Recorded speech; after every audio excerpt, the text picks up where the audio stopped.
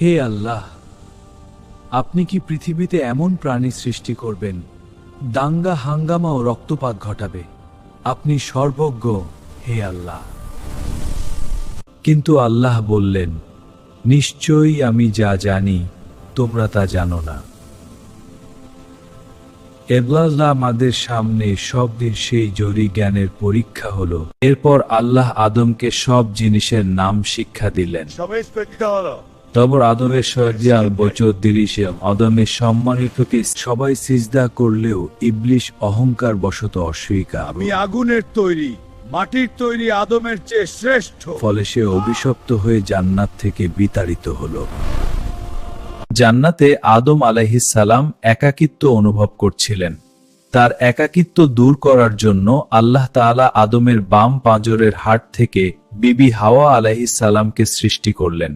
তোমরা জান্নাতের যেখানে ইচ্ছা বিচরণ করো এবং যা খুশি খাও, কিন্তু ওই গাছটির কাছে যেও না। যদি যাও তবে তোমরা জালিমদের অন্তর্ভুক্ত হবে। আল্লাহ তোমাদের ওই গাছের ফলকে খেতে নিষেধ করেছেন, কারণ ওই ফল খেলে তোমরা অমর হয়ে যাবে অথবা অমরিনত হবে, ফেরেশতায় পরিণত হবে। আল্লাহ তাআলা তাদের জিজ্ঞাসা করলেন, কেন তারা আদেশ অমান্য করলেন? হে আল্লাহ, আমরা বলল বসে পয়সা করছি এবং ছাড়, আমরা নিজেদের উপর কাছে কার করছি। হে আমাদের পালনকর্তা, আমরা নিজেদের উপর জুলুম করেছি। যদি আপনি আমাদের ক্ষমা না করেন তবে অবশ্যই আমরা ক্ষতিগ্রস্তদের অন্তর্ভুক্ত হব। আল্লাহ তাদের তওবা কবুল করলেন, কিন্তু পরীক্ষার অংশ হিসেবে তাদের পৃথিবীতে পাঠিয়ে দিলেন। প্রচলিত বর্ণনা অনুযায়ী হযরত আদম আলাইহিস সালাম দীর্ঘ বিরহ ও কান্নাকাটির পর মক্কার আরাফাত ময়দানে তাদের পুনর্মিলন হয়। আদম, এই শস্য থেকে তুমি খাদ্য পাবে। হাওয়া এরপর কাপড় বুনবে। এই পশুর চামড়া দিয়ে আমরা নিজেদের রক্ষা করব। হ্যাঁ, আর এই গুহায় আমরা নিরাপদে থাকব। তৎকালীন শরীয়ত অনুযায়ী এক জোড়ার ছেলের সাথে অন্য জোড়ার মেয়ের বিয়ে হতো, যাতে মানবের দুই বিয়ে করার জন্য আপনি কেন লাগবেন? কোরবানি দেয়। তোমার কই এটা অন্যায়, আমারটা কেন না? তুই সব সময় সবকিছুতে এগিয়ে, আমি এটা সব করব। এবার তুই শেষ। হাবিলের মৃত্যুর পর আদম ও হাওয়া অত্যন্ত একাকী হয়ে পড়েন। আমি গ্রহণ করছি পিতা। আল্লাহ তাদের এমন এক পুত্র দান করেন যিনি ছিলেন অত্যন্ত নেককার ও জ্ঞানী। তার নাম ছিল শীশ, যার অর্থ আল্লাহর দান। হযরত আদম আলাইহিস সালাম ইসলামী বর্ণ অনুযায়ী হযরত আদম ভূতের দায়িত্ব বুঝিয়ে দেন। হযরত আদম আলাইহিস সালাম এই দৃশ্য তাকে রক্তে গভীরভাবে স্পর্শ করেছিল।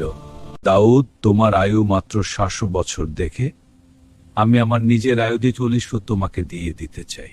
হ্যাঁ, আমি মনে করতে পারছি। আমি এখন প্রস্তুত। হযরত আদম আলাইহিস সালামের মৃত্যুর 1 বছর পর বিবি হাওয়া আলাইহিস সালাম ইন্তেকাল করেন। ধারণা করা হয় তাকে আদম আলাইহিস সালামের কবরের পাশেই দাফন করা হয়েছিল। যখন তাদের জান্নাত থেকে পৃথিবীতে পাঠিয়ে দেওয়া হচ্ছিল, বর্ণিত আছে যে জান্নাত থেকে বের হওয়ার সময় আদম আলাইহিস সালাম জান্নাতের কিছু স্মৃতি সঙ্গে নিয়ে এসেছিলেন, যেমন হাজরে আসওয়াদ, যা বর্তমানে কাবা শরীফে স্থাপিত কালো পাথর। এটি জান্নাত থেকে আনা হয়েছিল। ও জান্নাতি লাঠি, যা পরবর্তীতে হযরত মুসা আলাইহিস সালামের কাছে পৌঁছেছিল। বলা হয় দুনিয়ার সুগন্ধি উদ্ভিদ এবং ঔষধি গাছপালার মূল উৎস জান্নাতের সেই চারাগুলো। ইসলামী বিশ্বাস মতে শুক্রবার জুমুয়ার দিন মানবজাতির ইতিহাসে অত্যন্ত গৌরবের দিন। পৃথিবীতে আসার পর প্রথম জুমুয়ার দিনেই আদম ও হাওয়ার পুনর্মিলন হয়েছিল বলে অনেক ঐতিহাসিক বর্ণনা করেন। আদম আলাইহিস সালাম কেবল প্রথম মানুষই ছিলেন না, তিনি ছিলেন পৃথিবীর প্রথম শিক্ষক।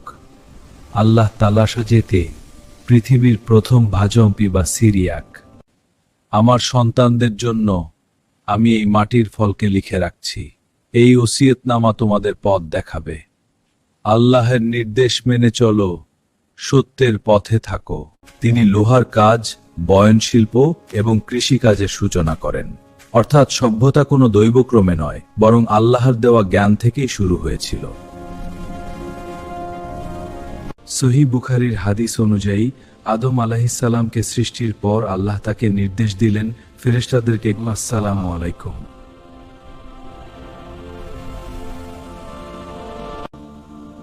ফেরেশতারা উত্তরে বললেন, আসসালামু আলাইকা ওয়া রাহমাতুল্লাহ। সেই দিন থেকেই সালাম দেওয়ার এই শূন্যতৃতীটি মানবদেশ হিসেবে নির্ধারিত হয়। আদম আলাইহিসসালাম আল্লাহর ভয়ে এবং অনুশোচনায় এত বেশি কেঁদেছিলেন যে শয়তান পাপ করে জেদ ধরেছিল, আর আদম পাপ করে আল্লাহর কাছে লুটিয়ে পড়েছিলেন। অনেক বর্ণনা অনুযায়ী ফেরেশতারা যখন পৃথিবীতে প্রথম কাবা শরীফ নির্মাণ করেন, তিনি এবং বিবি হাওয়া পায়ে হেঁটে মক্কায় গিয়ে হজ পালন করেছিলেন বলেও অনেক বর্ণনায় উল্লেখ আছে।